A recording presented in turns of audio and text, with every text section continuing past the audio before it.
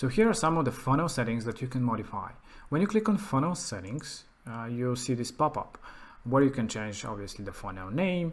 You can add a favicon that will show in the browser, social sharing image when you share the funnel into the social medias, inject code from the website. If you have a funnel that is part of the website, you can inject it, and you can set as homepage. So if you're building a website which you want to start with the funnel like the homepage, you can set it as a homepage, this funnel, and the first step, the landing page, will become your homepage for your whole website. So this is really nice if you want to do A/B testing of your homepage. So some of the other things that you can do is you can connect a custom domain depending on the plan that you have. First of all, you can change your website URL if it's part of the website, the funnel, or you can connect an existing domain. So you just type in the domain, in this case let's say domain.com, click on connect, and just like a normal domain connecting to a website, you can see that you have to add two records, one A and one C name record, to your domain provider where you purchase the domain.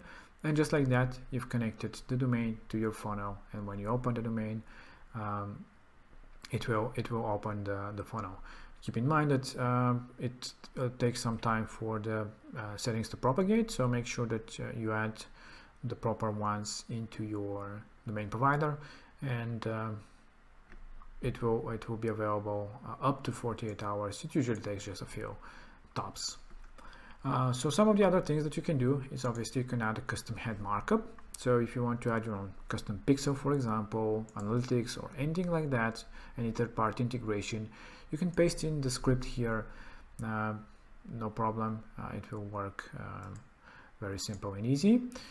You can add custom CSS as well. If you want to style something specifically for that funnel, you can add the CSS coding here.